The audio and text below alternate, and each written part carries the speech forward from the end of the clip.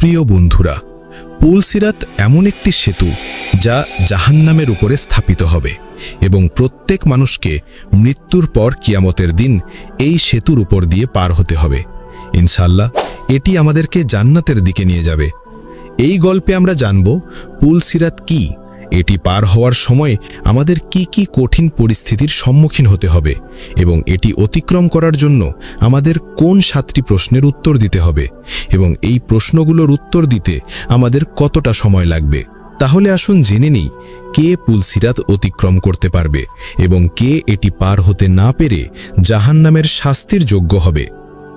ইসলামী রেওয়ায়েত অনুসারে পুলসিরাত এমন একটি সেতু যা তলোয়ারের চেয়ে তীক্ষ্ণ এবং চুলের চেয়ে সূক্ষ্ম। এই সেতু জান্নাতের দিকে যায় এবং এই সেতুর নিচে জাহান্নামের প্রচণ্ড আগুন ফুটতে থাকবে। রাসূলুল্লাহ সাল্লাল্লাহু আলাইহি ওয়াসাল্লাম ইরশাদ করেছেন, পুলসিরাত জাহান্নামের ওপরে একটি সেতু যা চুলের চেয়ে সূক্ষ্ম এবং তলোয়ারের চেয়ে তীক্ষ্ণ। প্রত্যেক মানুষকে এটির ওপর দিয়ে পার হতে হবে।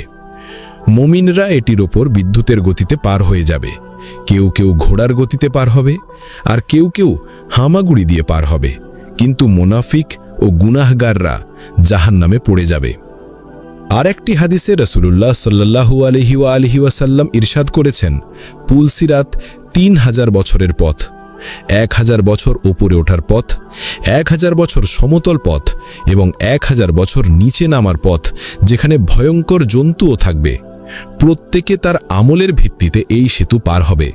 যারা নেক আমলকারী হবে তারা সহজেই এই পথ পার হবে, আর যারা গুনাহগার হবে তাদের জন্য এই পথ পার হওয়া কঠিন এবং অসম্ভব হয়ে পড়বে। যখন হযরত ইসরাফিল আলাইহিসসালাম সূর ফুঁকবেন তখন কিয়ামত শুরু হয়ে যাবে, আর যখন দ্বিতীয়বার সূর ফুঁকবেন তখন সবাই পুনরায় জীবিত হয়ে ময়দানে হাসরের দিকে দৌড়াতে যাবে। তাদের হাতে তাদের আমলনামা দেওয়া হবে। কিছু মানুষের আমলনামা ডান হাতে দেওয়া হবে আর কিছু মানুষের বাম হাতে। যাদের আমলনামা ডান হাতে দেওয়া হবে তারা জান্নাতের সুসংবাদ পাবেন, আর যাদের বাম হাতে দেওয়া হবে তারা জাহান্নামের শাস্তির যোগ্য বলে ঘোষিত হবে। যেমন কুরআনে আল্লাহ পাক ইরশাদ করেছেন, যে ব্যক্তি অনুপরিমাণ নেকি করবে সে তা দেখবে, আর যে অনুপরিমাণ বদকাজ করবে সেও তা দেখবে। পুলসিরাত এমন একটি সেতু হবে যেখানে কোনো বিশেষ আলো থাকবে না। রাসূলুল্লাহ সাল্লাল্লাহু আলাইহি ওয়াসাল্লাম ইরশাদ করেছেন, পুলসিরাত অন্ধকারাচ্ছন্ন থাকবে, আর সেখানে কেবল সেই আলো থাকবে যারা দুনিয়ায় নেক আমল করেছে।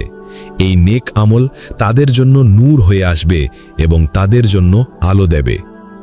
আর একটি হাদিসে তিনি ইরশাদ করেছেন, কিয়ামতের দিন সবাই পুলসিরাতের উপর দিয়ে পার হবে এবং এই সেতুর দুপাশে কাঁটাযুক্ত হুক থাকবে যা গুনাহগারদের ধরে নিচে জাহান্নামে ফেলে দেবে।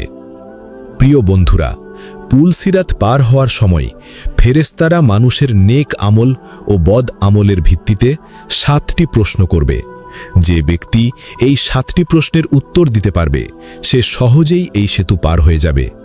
প্রথম প্রশ্ন হবে, তোমার রব কে? যারা নেক আমলকারী হবে তারা সহজেই উত্তর দেবে, আমার রব আল্লাহ। কিন্তু কাফিররা এর উত্তর দিতে পারবে না এবং তারা জাহান্নামে পড়ে যাবে। দ্বিতীয় প্রশ্ন হবে নামাজ সম্পর্কে। যারা দুনিয়ায় ইখলাসের সাথে নামাজ আদায় করেছে তাদের জন্য উত্তর দেওয়া সহজ হবে। তৃতীয় প্রশ্ন হবে যাকাত সম্পর্কে। আমরা আমাদের সম্পদ কোথায় খরচ করেছি?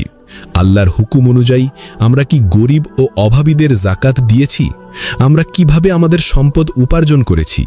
হালাল ও হারামের খেয়াল রেখেছি কিনা? যদি আমরা আল্লাহর পথে সম্পদ খরচ না করে শুধু জমা করে রাখি তাহলে এই সেতু পার হওয়া আমাদের জন্য কঠিন হয়ে যাবে। চতুর্থ প্রশ্ন হবে রোজা সম্পর্কে, যা প্রত্যেক মুসলিমের ওপর ফরজ। এরপর হজ সম্পর্কে প্রশ্ন করা হবে। যদি আমরা সমর্থ থাকা সত্ত্বেও হজ আদায় না করে থাকি তাহলে আমাদের কঠোর শাস্তি দেওয়া হবে। এরপরের প্রশ্ন হবে হুকুক বা অধিকার সম্পর্কে, যেমন মা বাবার অধিকার, সন্তানের অধিকার, প্রতিবেশীর অধিকার এবং জীবনে যাদের সাথে আমাদের ওঠা বসা ছিল তাদের অধিকার সম্পর্কে প্রশ্ন করা হবে। সর্বশেষ প্রশ্ন হবে পবিত্রতা বা পরিচ্ছন্নতা সম্পর্কে। যেমন হাদিসে আছে পরিচ্ছন্নতা ঈমানের অর্ধেক, আরেকটি হাদিসে আছে আল্লাহ পবিত্র এবং পবিত্রতাকে ভালোবাসেন, তাই তোমাদের উচিত নিজেকে পবিত্র রাখা।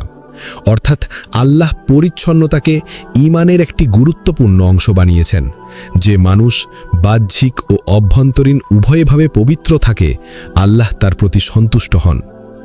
প্রিয় বন্ধুরা, যে ব্যক্তি এই সব প্রশ্নের উত্তর দিতে পারবে, সে সহজেই পুলসিরাত অতিক্রম করে জান্নাতে প্রবেশ করবে।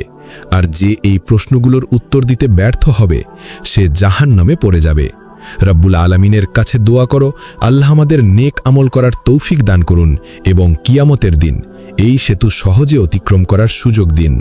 আমিন ইয়া রাব্বাল আলামিন।